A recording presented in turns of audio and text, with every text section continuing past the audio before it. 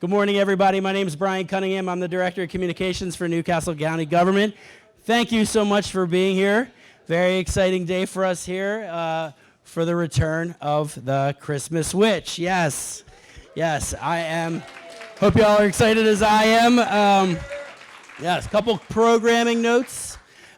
First, I want to thank a couple of people, our friends at Rockwood Park and the friends at Rockwood Park and Museum and Carriage House, Ryan Grover, who is in charge here. He has been very hospitable and opened up the doors for us today and wanted me to remind you, if you haven't ever been to the mansion, it's free, it's open, get a walkthrough, it's decorated, it looks beautiful, so pop on over there and say hello to the team.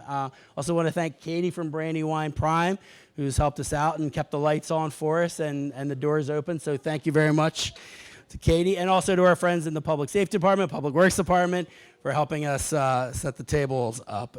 So after the event, everybody's got books, right? Let's see the books. There you go. All right. Cool. So our guests will be out in just a moment, and I want to introduce the guy who greenlit this. When I came to him a couple years ago and had this idea, he was like, yes, let's make it bigger. He's just a great example for leadership and working with the arts and how it connects in Delaware. He is my boss. He is Newcastle County Executive Director, Matt Meyer.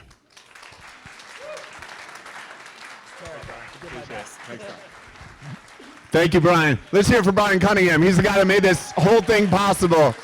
Today, a few people I wanted to make sure get introduced. Today is a celebration of Delaware and a celebration of our support for the arts.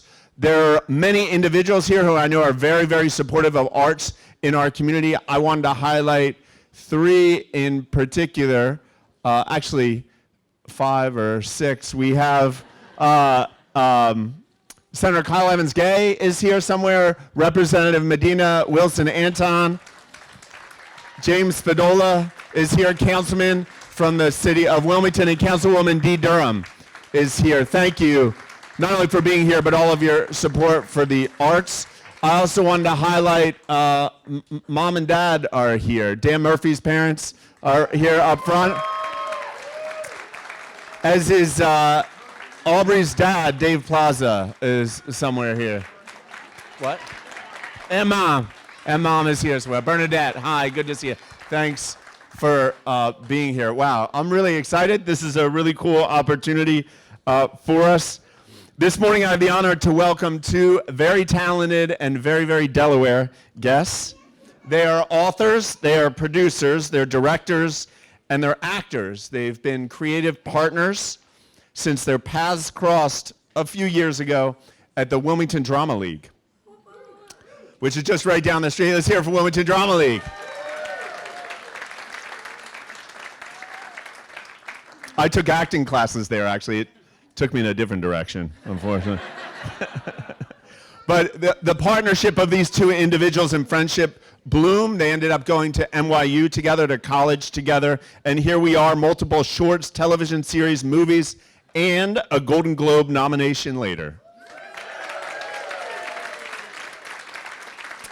The amazing thing, listen, Dan and Aubrey could be doing a lot of things. This is their holiday like it's ours, and the fact they choose not only to come home to Delaware, but come home to all of us to do this really says a lot about them. So for our first guest, please welcome Brandywine High alumni and co-author of The Return of the Christmas Witch, Mr. Dan Murphy.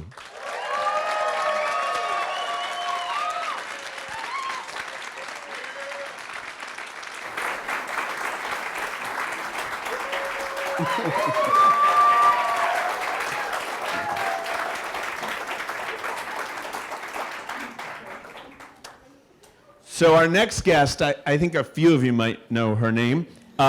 She's an actor of the big and small screen. She's a proud graduate of Ursuline Academy. Many of you know her from the character April Ludgate on Parks and Rec. Her movie, Emily the Criminal, is number 2 on Netflix. And she just received her first Golden Globe nomination for her work as Harper in White Lotus. Please welcome Please welcome our friend, Aubrey Plaza.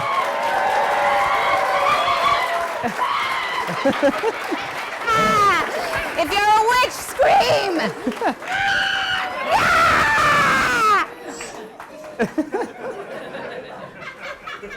Am I a good witch or a bad witch? Yes! Hello. Hi, everybody. Thank you so much for being here. Yeah. Dan and I are so excited about our book. This is the second book in the series of The Christmas Witch. Now, we're going to start off with a little reading, and then we'll do a little Q&A. So all you little demons, get your little questions ready. Anything you want to ask. Yes, of course, demon. You want to talk about the book a little Sure. bit? So this is the sequel to our first book, The Legend of the Christmas Witch. And this book, as we open up, sort of takes place in the modern day or maybe a few years in the future. And the Christmas Witch, if you haven't read the first book, sort of freezes in the ice long, long ago, and it's just sort of stuck there. But as the ice kind of melts, she reappears into the modern world. And in the opening of the book, she's sort of trying to orient herself in where she is, what time she is. She doesn't know what's going on. And she makes her way to this big warehouse that she sees and talks to a guy there, sort of. And then she gets on a boat. And she's not sure where it's going, but it's carrying all of these packages from Antarctica to she doesn't know where. But where she ends up is the Delaware Bay. We wanted to get her to Delaware somehow. Well, just real quick, we'll back up for anybody that isn't familiar with the character of the Christmas Witch. The Christmas Witch is Santa Claus's sister, his long-lost twin sister that ended up on the South Pole. You guys know where Santa lives, right? Yeah, and Right. where does the Christmas Witch live? That's right. And she is a witch, and guess what her powers are? She can talk to animals, and yes, she can make plants grow. She's what we call a Yuletide witch. She wants to bring all the traditions of Yuletide back to the little children. And so we begin.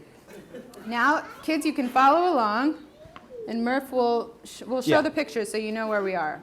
And by the way, this book is very long. We know that, so we're not going to read the whole thing. It's a slow burn. You know, you have to. It's hard to create a new fairy tale for American culture. It's not just a book. It's an idea. Like Santa Claus. Okay. The Christmas Witch was fast asleep on the deck as the ship snaked its way up the Atlantic. She dreamt she was a child again, laying in her bed in the little house with the thatched roof, looking up at the same stars she now sailed under. She was ill, and Lutzelfrau was tending to her.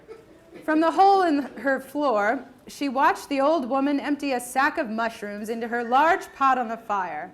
As she stirred, she spoke these words: "Turkey tail and lion's mane, and now the charm is wound. Reishi Lingji, heal the pain, the ties are tightly bound." She continued chanting as a cloud of smoke filled the entire house. And then she was there beside Chris Torn in the haze. Chris Torn is the Christmas Witch, just so you know her name. "But, Mother, how do I get my powers back?" Chris Torn asked.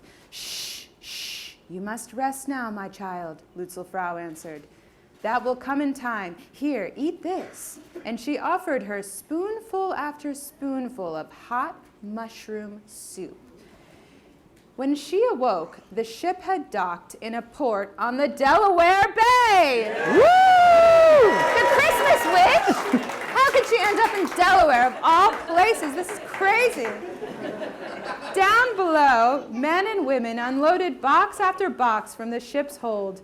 Chris Torn threw a rope ladder over the railing and dropped quietly into the water, swam to the bank of the river, and disappeared among the trees.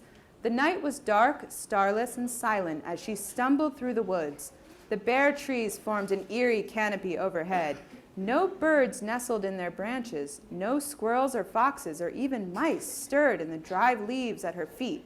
The forest hardly seemed alive. At last, a solitary nighthawk landed on the path in front of her. "Excuse me, where am I?" she began, but the nighthawk just screeched and flew off. She pressed on. It wasn't long before she saw a faint light in the distance, and by she came upon a large old house with light glowing from within. She drew closer and peered curiously through a window.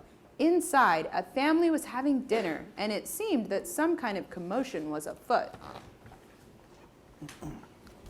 Poppy Piper, a precocious young girl, was causing a scene at the dinner table. It had all started when Grammy Piper, visiting for the evening, began reminiscing about Christmases past. "When I was little, Santa Claus was as real as you and me," she confided to Poppy's twin brother, Peter, who had made a tray of Santa-shaped sugar cookies for dessert. "Every year, my mother would take me to the department store at Christmas time to see old Santa for myself." "And you really saw him?" asked Peter breathlessly. "Indeed I did," Grammy answered. "And you know something? Every Christmas he brought me exactly what I asked for." Back in those days, it wasn't the number of gifts that mattered. It was that Santa brought you something special. Bernadette, Poppy and Peter's mother, rolled her eyes at her husband. "Wow," said Peter in amazement. "How did he know what you wanted?" "Well, that was his magic," Grammy recalled, as Peter stared wide-eyed at his Santa cookie. "Somehow he was always listening. Of course, we had our own ways of sending him messages, too. In fact, I used to have—" "Now, Grammy, you're making that up," Mrs. Piper interrupted. "You never saw or talked to Santa Claus." "You think he'll ever come back, Grammy?" Peter asked. Poppy finally exploded. "Oh, don't be so silly, Peter. If there ever was a Santa Claus, he's long gone now." "Poppy, sit down," her mother said. "Don't yell at your brother." "Yeah, Poppy, if you're bad, you won't get anything for Christmas," Peter teased. "I don't care," Poppy replied angrily. "Santa was a fraud. He didn't care about anyone. He sold out to Dad's awful company and ruined Christmas forever." Peter's eyes welled up with tears. He looked sadly at the cookie in his hand. "Poppy, go to your room," Mrs. Piper said sternly, "and stay there until I tell you to come out." Poppy pushed back her chair from the table and ran up to her room, slamming the door. Long after the rest of her family, we're not trying to cancel Santa Claus. That's not what we're doing. You'll see, he's flawed, as we all are, but he's a good. We like him. Okay. Long after the rest of her family was asleep, Poppy lay awake in bed, thinking back on the day. Maybe there had been a Santa a long time ago. And maybe, deep down inside, she wished he would come back too. She felt bad for yelling at Peter. Outside, the wind howled through the trees, and suddenly Poppy heard a scratching at the window. She tiptoed across the floor, but when she threw open the curtains, there was no one there. Below in the yard, in the light of the waning moon, Poppy thought she saw the pale face of a woman staring at, he wrote that part. She saw the pale face of a woman staring up at her from behind a large oak tree.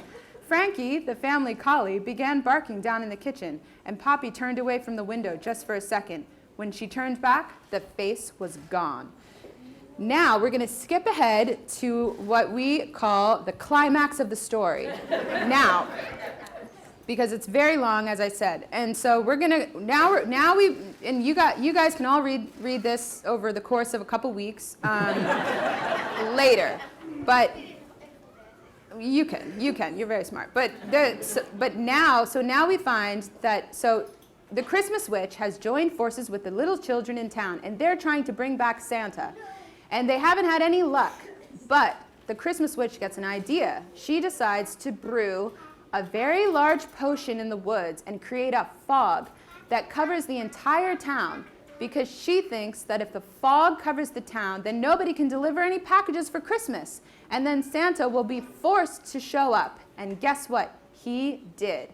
All of a sudden, in the fog, she hears a sleigh bell ringing, and she looks up and sees a glowing red thing floating through the sky. Can you guess what that was? Rudolph! know, me too. And so then, because the Christmas witch is so powerful, guess what?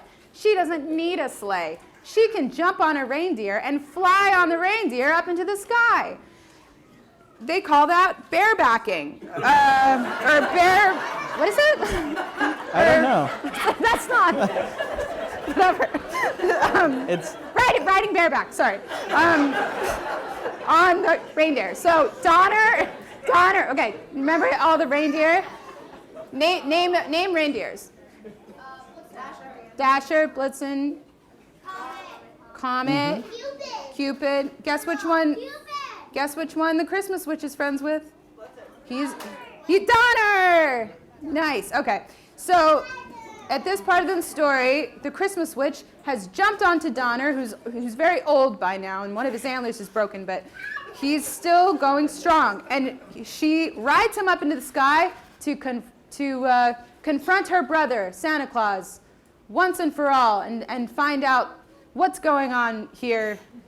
And here we go. Donner and the Christmas witch soared through the clouds toward the red glow, which grew brighter and brighter until finally the shape of a sleigh and a team of reindeer appeared. As they approached, the witch whistled through the haze. For a moment, silence, but then the familiar melody was returned, echoing through the clouds. It was a welcome sound, beautiful and yet sad. Chris Torn used her powers to clear the mist ahead by creating a funnel of wind and snow around her, Donner, and the rapidly approaching sleigh. There, suspended in the sky, she came face to face with her brother, Santa Claus. Chris Torn! Her name floated through the air. Her brother had greatly aged since she had last seen him, yet his cheeks remained rosy and his eyes bright. My darling sister, I thought you were lost forever. The witch only scowled. She had no time for pleasantries. Why did you abandon Christmas, brother? And why have you forgotten me? Santa leapt up in his sleigh. But I never forgot you, Chris Torn. I searched for you at the South Pole every Christmas Eve. But after years of no trace, I thought it was hopeless. And as for Christmas itself, well, no one seemed to care about me anymore. First the adults stopped caring, then the children stopped writing. The joy was gone. I was alone without you, he paused somberly. All the presents in the world couldn't fix the emptiness I felt. Don't blame me, you selfish man, Chris Torn scoffed. The children still needed you, they cared. The intensity of the wind grew stronger as her anger increased, and ice crystals stung their eyes as the sleigh began to shake. I put too much trust in others, Santa admitted. I started doubting myself. Alpheus, my head elf, came to me one day offering to help. I was wrong to trust him, but before I knew it, Christmas had been taken away from me.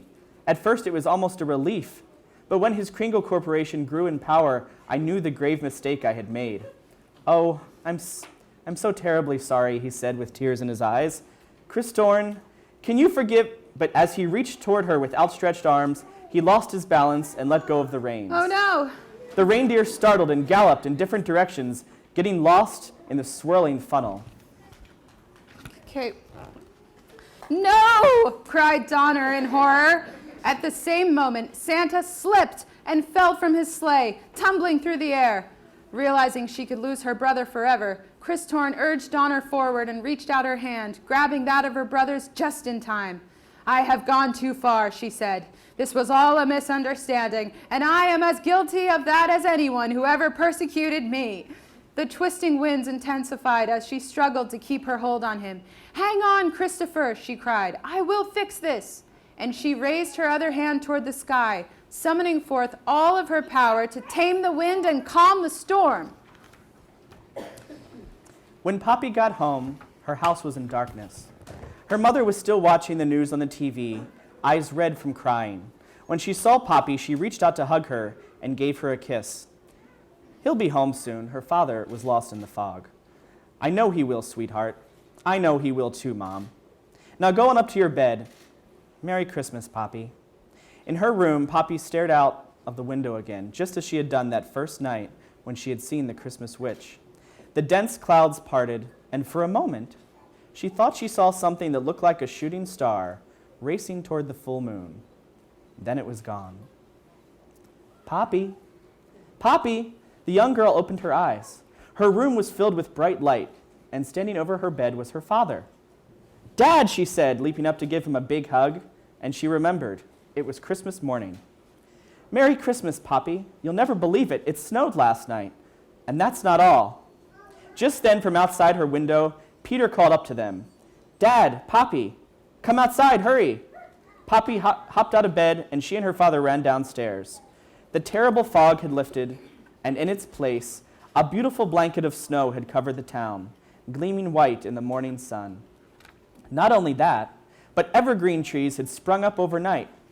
Douglas firs, Scotch pines, blue spruces, and yes, even holly trees. And beneath the trees, oh, beneath the trees, colorful clusters of wildflowers had miraculously sprouted and pushed their way through the snow. Blue cornflowers, yellow buttercups, white lilies of the valley, orange zinnias, purple violets, and of course, red poppies, hundreds of poppies. All over town, families were gathered around their trees, standing in awe of the beauty of nature. They smiled and laughed and hugged and sang Christmas carols and played in the snow. And there was a feeling in the air, one that Poppy hadn't felt for a long time. Joy. Joy was in the air. It was going to be a Merry Christmas after all. And that's where we'll end. That's not where the book ends, but that's where we'll end today. So,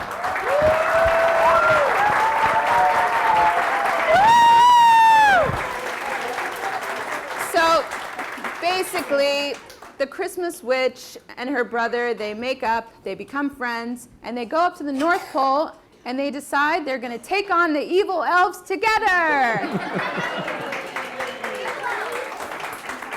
That's book 3. We haven't sold it yet, but we really need these sales to go up for us to get the opportunity. So now we'll have some question time. Do you have your questions ready? Does anybody have any questions? Go ahead, sorry. No, you. Questions? And Matt, if you have questions too, you can. Oh, right here in kick it front. off at- Tell me, say your Kicking name, it off, kicking it where off. you're in school, and your question. My name is Julie. I go to Lancashire Elementary. And where does the Christmas witch live now? So the Christmas witch, she prefers the South Pole, but Santa has made a guest house in the North Pole for her, so she can really go back and forth wherever she, whatever she feels like. If she wants the North, wants the South, she goes back and forth basically. So Yeah. but she's everywhere. The Christmas witch, the moon is where she harnesses all her power. So if you ever look in the full moon, you might just see the Christmas witch. I'm just making this up. All right, tell me your name, the school you go to, and your question. My name is Madeline Campista, and I go to Mount Pleasant Elementary. And how did you come up with the idea of making the book? That's an awesome question. Yeah. So I guess originally this idea came because I love Halloween. Do you guys love Halloween? Obviously. And what'd you say? It's the one night a year I can go around to people's houses asking for free stuff. Okay, that's what I'm talking about. Thank you. Hold on, say that one more time. It's the one time I can go around houses every year, go asking for free stuff. Yeah. Yes, exactly.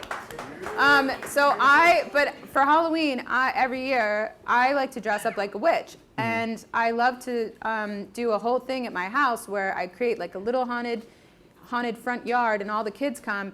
And I started doing a character where I would start throwing candy at kids, because you guys love candy. But I was dressed like a witch, and I would act like I hated giving candy out, but I had to. So I would throw candy at all the kids. I wouldn't throw it hard, but it was like a little game. And then I get so sad after Halloween's over, and I think like, well, that's, I have to wait an entire year to do that again. And then I thought, actually, I can dress up like a witch, and I can throw presents at kids on Christmas. So then I did that. I dressed up like a witch, and I decided, obviously Santa Claus might have a sister. We just don't know about her. All we know about is Mrs. Claus, and she's fine. But what about what about his sister? So then I thought, well, this is a good idea. The Christmas witch can have a sack of her own presents, and she can throw them at children the same way that the Halloween witch did. And so that was where the idea started. And then Danny and I are best friends, and we talk about everything together. And we talked about, well, maybe we should come up with a Christmas witch movie idea to shoot a movie, because wouldn't that be fun? Or a cartoon, like an animated movie or something. Yeah, and then someone suggested to us, well, why don't you write a book first? And we never even thought of that. But then we just decided, actually, that would be really fun, because now we can build the world, and we can, almost like Harry Potter, where you figure out all the powers and all the rules of the world. And so we thought that would be really fun, and that's kind of where it started. Yeah. And then it grew from there. Yeah, in the back there. Hi, going back to the movie adaptation of the book, just if I could throw my name in the mix. Fellow witch sister! Sister!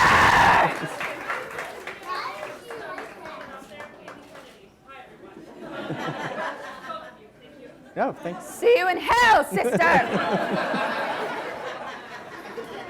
You never know whether it come.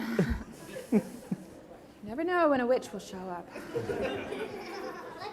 Other questions? Yeah, in front. I can't say My that. name is Ephraim, and I go to Holy Cross School. I was wondering, why did you only feature 6 reindeer driving Santa's sleigh? Oh my God.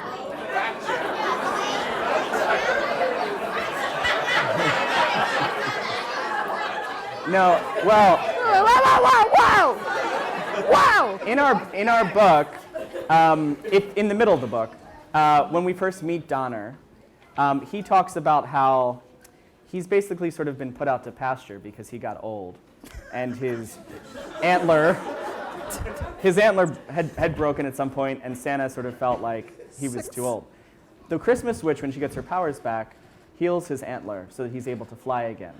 So he's down a couple reindeer. Wait. How many reindeer does he normally have? 9? 8 plus Rudolph, I think, right?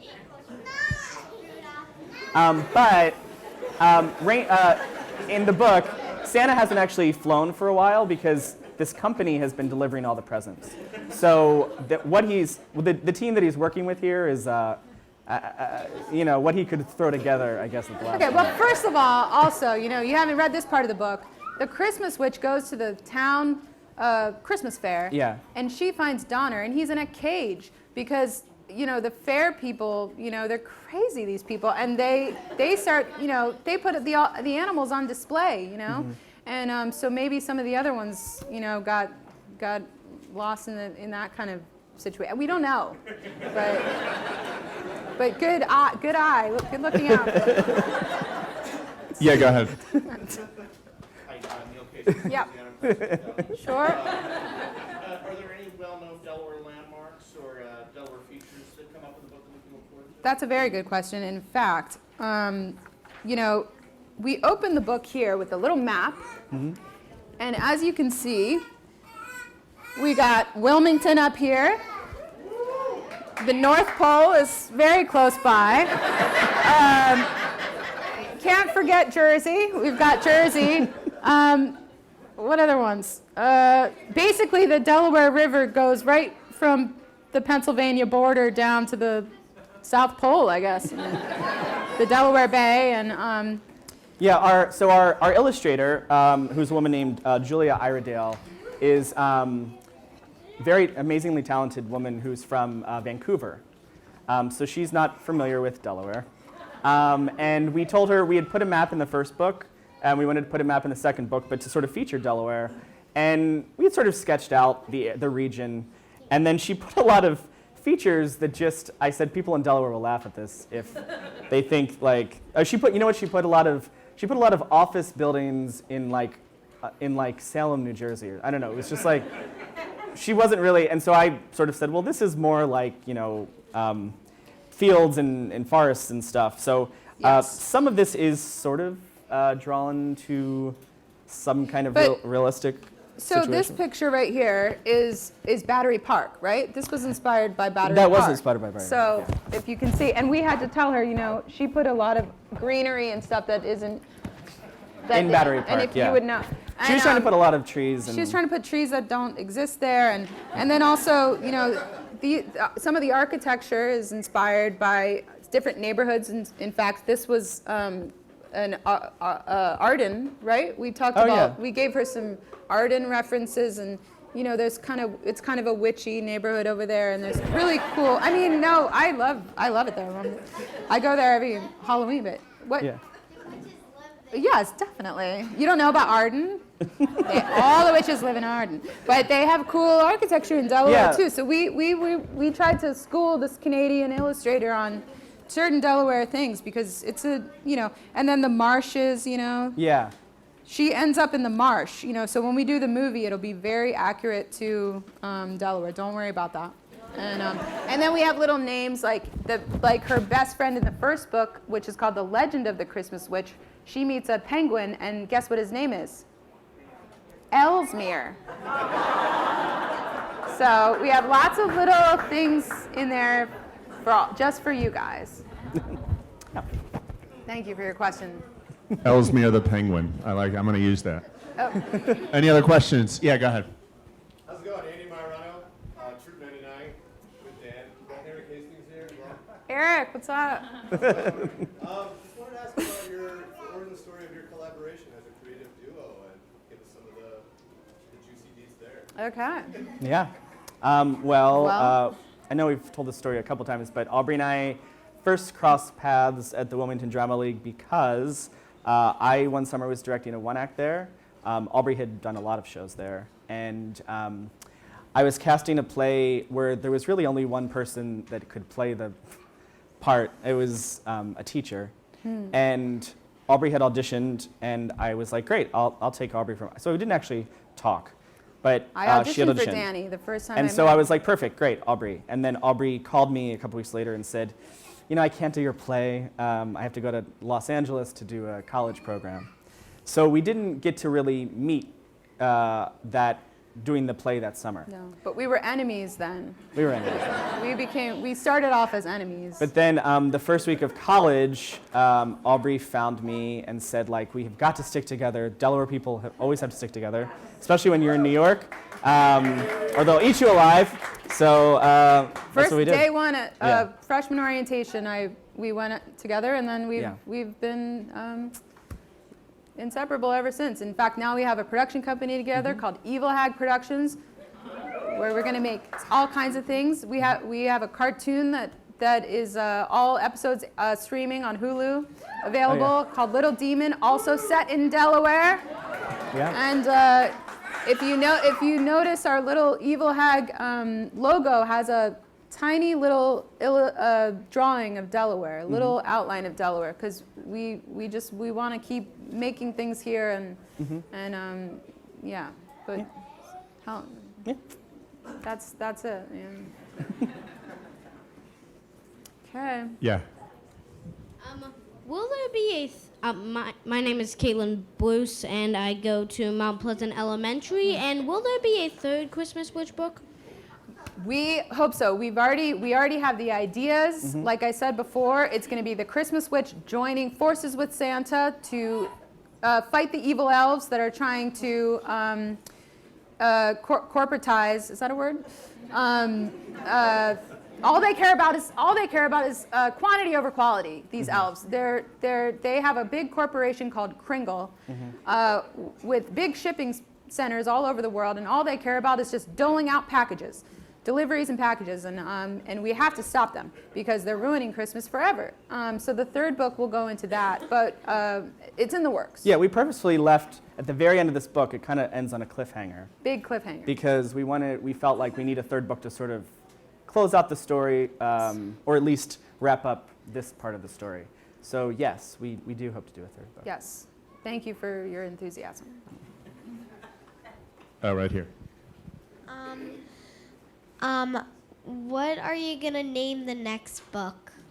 Oh, we don't know actually. No. Did you have any ideas? Yeah. Really? Well, You didn't tell me. Yeah, your tell ideas. us. We loved it. What do you Sometimes. think? I think it could be called the Battle of the Christmas Witch. Ooh, I love it. Thank you.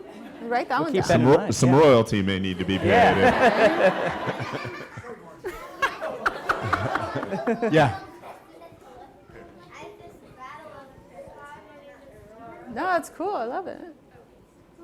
Hi, Hi, I'm Nara. I go to Padua, and my question is, how did you come up with the name Chris Torn, and does it have like a special meaning? That's a great question. That's a great question. Yeah. Aubrey, So so obviously Santa Claus's name, or one of his names, is Kris Kringle, right? Christopher Kringle. And so they're twins, so we thought it'd be cute to have her name kind of sound like that. And then we discovered that Chris Torn is a Danish word, Danish? Swedish? some Scandinavian Some word, yeah. Scandinavian word that means holly leaf or holly tree.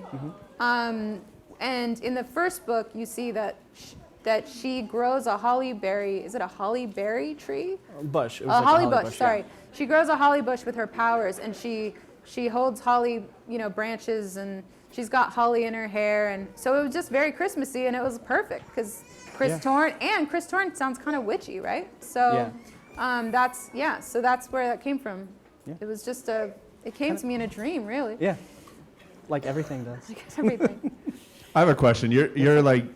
When you speak, you're like Delaware folk like us. Yeah. And you've hit it big now. And then when you come home, what do you do? Yeah, what do you do? Well, I mean, Capriati's,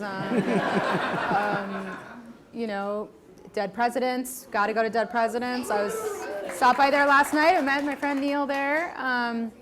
And I don't know, I love coming home. It's really just, seeing family and discovering all the new stuff that's going on. It feels like every time I come home, there's something new happening, which is really exciting. I actually love walking over to Bellevue and to Rockwood. We live across the street from Bellevue Park. But I always loved walking around Rockwood when I was little because I think the buildings here are so cool. And the ice cream festival we used to come to, and Brouhaha. The brouhahas Every morning. are really. I went to a new survive one off of yesterday. brouhaha, and the brouhahas are they're like malls now. There's so much going on. I remember the time when it was just a little. Yeah. So. A couple of sandwiches and a coffee, but they're really nice. Yeah. Cheers. Matt, you stole my question. Oh, sorry. That's fine, you're the Yeah, go ahead. It's like that sweater I was wearing. What? It's the sweater I was wearing. Should we want this out? Yeah. Hi, I'm Carter Steffen. I go to UD. Nice. How has writing 2 books helped you guys with everything else you do in your career? And did either of you get to contribute in Little Demon, which is a fantastic show, by the way? Don't watch it with your kids, but Yes, that's good to know. It's an adult cartoon, for adults only. Yeah. Sorry. I think writing the books, we'd written a script already together, but we actually had sold the first book and the second book together, right when the pandemic hit, and it kind of worked out well because we had a lot of time to be indoors, and we don't live too far from each other, but we're working over Zoom mostly, so we just had time to write, and I think it was a much different process than writing a script together. So I think we learned about different things about working together in the book, and it's interesting that we never, we'd always knew we worked well together, but not necessarily that our writing styles would work together. So we sort of discovered that through writing the books, is that not only do we enjoy writing together, but we sort of have a good, similar ways of storytelling. So yeah, I think that's what I learned from it. Yeah, like Murph said, we wrote a movie script together. In fact, we're really trying to shoot it in Delaware, and hopefully we'll get that going at some point. But I don't know. I've always wanted to write, but it's really hard to write alone, I've found, and I've never been able to really finish anything alone. And then I would say you really inspired me. You kind of got the ball rolling, and then kind of it just, yeah, I think it's really daunting and scary to try to write because you're always second guessing yourself, and Yeah. I get really distracted, and I think it was just really helpful to have a partner, you know? Yeah. I learned how valuable a partner is Yeah. in the process because it's And holding just, like somebody accountable. yeah, it just helps you get to the finish line somehow. Great. We're going to take 2 more questions and then sign some books. Okay. Looking in back. How about right here? Hello? Yeah, okay. Hi, so you've had a lot of success lately, and you're filming in exotic locations and doing all sorts of stuff. What sort of lessons have you learned from those experiences that you're able to take for your own production company? So many things. I think, you know, Murph and I have now produced a couple things together. So, the movie that is out right now on Netflix, Emily the Criminal, is technically the first movie that our logo was on for our production company. And I think, I mean, what I've learned is, first of all, that all productions are really the same. It doesn't matter if you have a really small movie or like a giant show like White Lotus. Like, once you get on set, it's really the same problems and the same vibe and the same jobs. And it's like, it's kind of like, I would think it would be, I don't know, but I think it would be like working in the army or something, where it's, everyone knows, they fall into place and they know, you know, their job. And I think for me, the biggest takeaway that I've had just being on so many sets over the years is just how important it is to value your crew. Yeah. And to respect the crew that you're working for, because if you inspire people that you're working with and you make them feel like their job is important and that what they're doing has meaning, they work harder for you and Yeah. better. So it's really like a win-win thing to be nice to people Yeah. and to respect them. And you'd think that would become easy, but in Hollywood it really doesn't happen that way a lot of times. And No. people, you know, and so I also find that, you know, we're so busy, at least I'm so busy all the time and I'm always on sets, that it feels like the experience of shooting something is your life. You know, you're all affecting each other's lives every day. And so for me, I've learned it's important to have the experience of shooting and being in production be a really fun and joyful experience. Because otherwise, what's the point if, you know, you spend months, you know, miserable working with people? It's like, it just, for me, that it's all about creating a culture of respect and love and inspiring people so that everyone feels like they're making art together. And a lot of times, I don't know, I think a lot of times that it helps the final product, you know? Yeah, I think like, you know, filmmaking is tough in the sense that it's long hours. It's a very usually an intense schedule. And it's like the minute the film starts, it's like the clock is running with like money. So it's like everyone's always got money in mind. So it's like, let's get as much shot in as short amount of time as we can. So I feel like when you start off day one on a set, usually it's like there's already tension because people are already like, we need to rush through this and hurry up. So I've always found, like Aubrey, is that people that can find a way to treat people with respect goes a long way to helping people get to the finish line and keep morale up, because it's going to be kind of a tricky, rocky experience no matter what. So, Yep. Great. Be nice. yeah. All right. Last question. Do you have a question?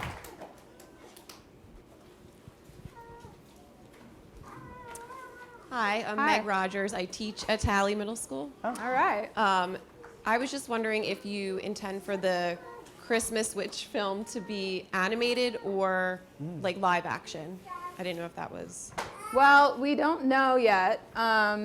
I prefer live action. I just think it's fun, and then maybe I could get the part of the witch.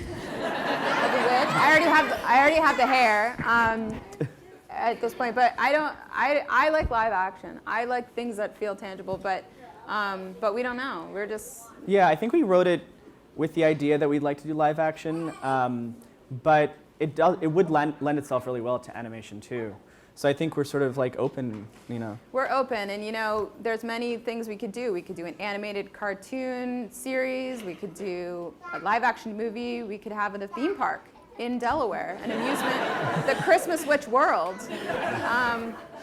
The sky is the limit. Also, I'd just like to announce that it is the winter solstice, and there will be a full moon tonight. Really? Super full, yes. Oh, okay. A super full moon tonight, very powerful moon, so get your manifestations ready. Think about all the things you want to bring into your life in the new year and all the things you want to banish forever.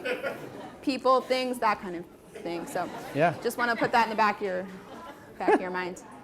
Fantastic. Let's hear it for Aubrey and Dan. Thank you, guys. Thank you so much. And thank you, Matt. Thank you to Matt for hosting us, too. Yes, thank you. Thank you, Brian. Let's also hear, I was a teacher as well before I went into this business. These kids are extraordinarily well behaved. I know, you guys are awesome. Let's Do you hear have from your them. phone on you? What? Do you have your phone on you? Amazing. Yeah. Do you want to do a I have to, a little public service announcement. I need to make sure everyone knows that Rockwood Museum allegedly has ghosts and witches inside. It is open today for free till 4 p.m. Ryan Grover is the extraordinary museum director, one of the best in the state, manages it. If you can stop by, he asked for a donation of a Christmas tree or two. I think he got 20 of them, and they're beautifully decorated across the museum. It looks better than ever. And also for those that have not come at night, now until January 8th, there are lights that come on about 4:35 p.m. every evening. This park looks absolutely extraordinary. So Okay, wait, one Go ahead. second. Do you mind all the kids? If you all come here, can we do a selfie with everybody? No one has to move except the kids. And if you have a book, hold it up. So everyone stand here in front of everybody. You're all going to be in it, but just before we do the reading, we'll try to get as many people in as we can. Oh, your phones. Does it go any wider than that? All right. No. So everybody, on a count of 3. I know no. how to do this. No. Do you All have right, it? well, you guys will take the picture. Yeah, you want us to All right, we'll Yeah. go do the selfie. Everyone on the count of 3, scream like a witch. 1, 2, 3. Okay, thank you. Great, thank you. Thank you. Okay, we can start the reading now. Okay. what we're gonna do now. Christmas witch. I am. What we're gonna do now is have Aubrey and Dan I didn't even get it. come out, go out right, so to we'll go out take your there. seats. Everybody just stay here. If you're planning on leaving, if you don't want to get your book signed, you can go ahead and leave out this door. If you want to get your book signed, I got to figure out a way to do this in an orderly fashion. And while I'm figuring that out, just sit tight for a minute.